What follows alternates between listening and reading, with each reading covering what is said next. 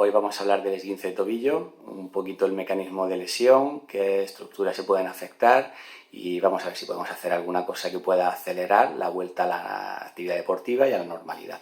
Bien, vamos primero a hacer un pequeño recuerdo anatómico de las estructuras que pueden verse afectadas. La zona del tobillo está compuesta por la tibia, el peroné y el astrágalo. Esto es si lo miramos de frente, ¿vale?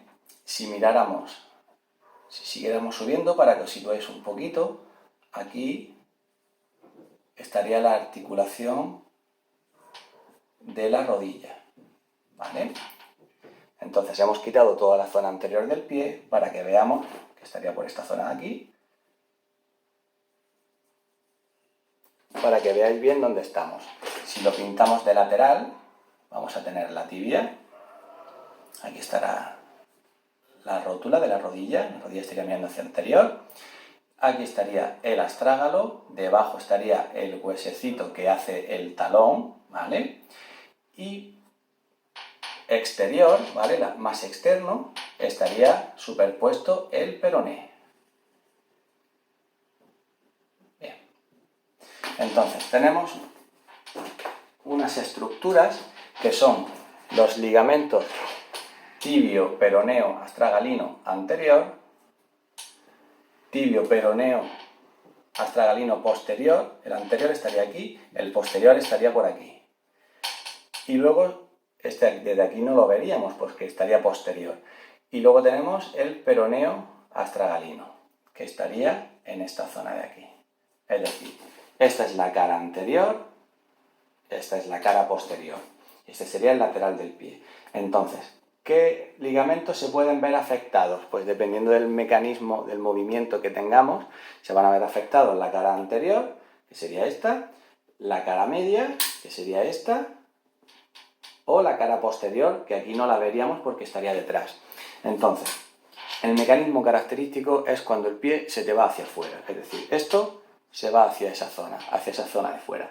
Y todo este complejo ligamentoso se abre y se estira. Y se puede generar una ruptura, porque este se va hacia allá, el pie se va hacia allá, y se va a generar una ruptura de estas fibras por elongación de ese movimiento. Es decir, las fibras del medio se pueden llegar a romper o se pueden llegar a dañar.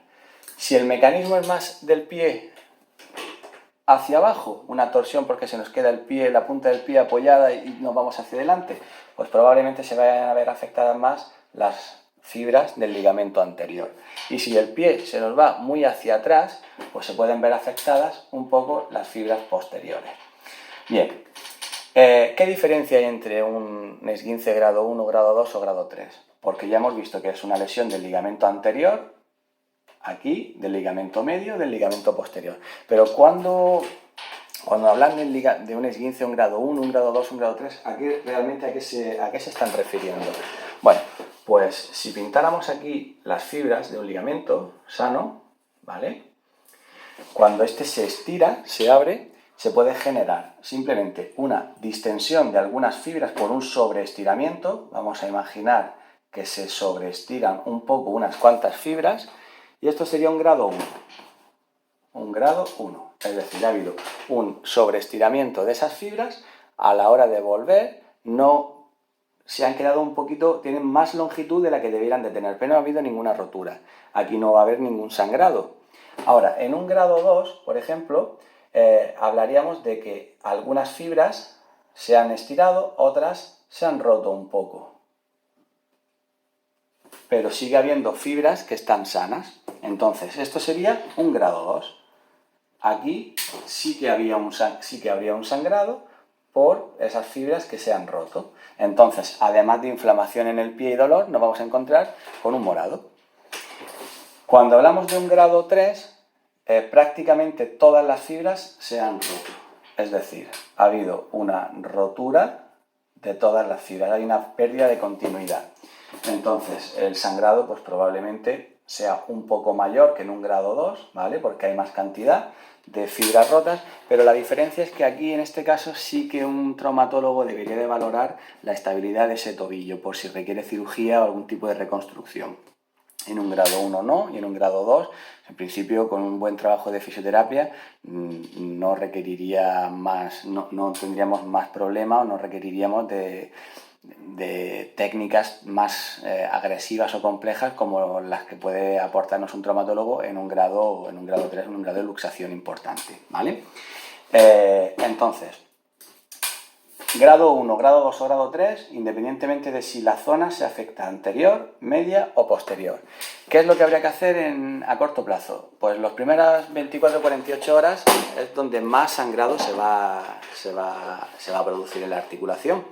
Entonces lo interesante sería un vendaje tipo compresivo y aplicar hielo durante 5 o 10 minutos máximo, ¿vale? No más, y cada 2-3 horas. Es decir, me puedo aplicar un vendaje compresivo y poner hielo para que tenga bastante frío en la zona durante 5 o 10 minutos. Me lo quito, dejo 2-3 horas pasar el tiempo que la circulación en el tobillo vuelva a recuperarse y otra vez me lo podría volver a aplicar. Ahí no está claro si el frío es muy bueno o no lo es tanto. Nos encontramos autores que hablan de que el frío evita que haya una respuesta hipóxica secundaria mayor, es decir, que haya un mayor sangrado porque hace que los vasos sanguíneos sean un poquito más pequeñitos, los comprime un poco y entonces todo el sangrado que iba a producirse disminuye. Y hay otros que dicen, no, es que para que haya una buena regeneración y reconstrucción tiene que haber un buen sangrado y tiene que haber una respuesta inflamatoria, más que un buen sangrado, una respuesta inflamatoria. Yo creo que ni hay que hacer un antiinflamatorio completo, ni tampoco hay que dejar que el sangrado sea masivo, puesto que si no la recuperación va a ser más tardía. Pero evidentemente tiene que haber inflamación, ¿vale? Si no hay inflamación, vamos a imaginarnos que esto va a haber una obra y tenemos que acotar la zona de la obra, tenemos que hacer un perímetro de seguridad. Esa inflamación nos va a generar ese perímetro de seguridad para que todo lo que haya dentro no esté en contacto con el medio externo, es decir, va a haber unos cambios en el pH, en la acidez, y si todo eso se soltara, la inflamación se desbordaría y se descontrolaría y podría afectar a una zona muy grande. Entonces, necesito un poco de inflamación, pero que esté sujetita, ¿vale? Que no haya una inflamación que se desborde. ¿Sería interesante tomar algún tipo de medicación? Pues eso es tema médico, ¿vale? Eso habláis con el médico de cabecera, con el médico de urgencias y ya que ellos lo comenten. Desde el campo de vista de la fisioterapia, nosotros lo que haríamos sería un trabajo de vendaje compresivo y el pie podríamos ponerlo en alto, podríamos aplicar hielo las primeras 24-48 horas y a partir de ahí aplicaríamos el hielo, ¿vale? Cada 2-3 horas aplicaríamos 5 o 10 minutos un vendaje compresivo y empezaríamos a hacer una movilización del tobillo temprana.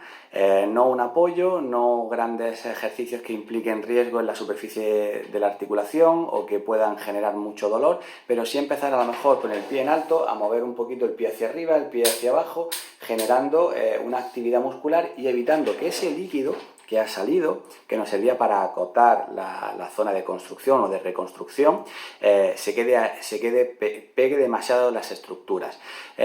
Básicamente es como si en vez de tirar un vaso de agua al suelo, se seque y luego todo vuelve a la normalidad, tiráramos un vaso de algún tipo de refresco, una Coca-Cola. Al final el suelo se queda pegajoso. Pues eso más o menos es lo que podría pasar cuando hay un sangrado. El líquido ese que hay lo que hace es pegar las estructuras para que esa herida se vuelva a cicatrizar y todo vuelva a unir. Entonces, si lo dejamos sin mover, probablemente puedan unirse demasiadas estructuras, unos planos que no deberían de unirse con otros, y al final, en vez de tener cierta capacidad de deslizamiento, estaría todo muy rígido y eso podría entorpecer el proceso de recuperación y de readaptación. ¿Qué hacer en cada esguince? Pues no hay una solución mágica, una solución única. Va a depender de vuestra lesión, de la técnica que sepa aplicar vuestro terapeuta y sobre todo eso, de en qué situación nos encontramos cada día. Lo importante, si hay algún tipo de bostezo articular o inestabilidad articular, pues intentar vendar el pie con algún tipo de vendaje funcional, algún tipo de vendaje de recolocación de las superficies articulares, de contención mejor dicho, y a partir de ahí hacer un trabajo progresivo de carga para que esa musculatura, esos tendones y esos ligamentos no pierdan la capacidad que tenían antes. Es decir, si dejamos un pie inmovilizado durante un mes, al final la recuperación va a ser mucho peor.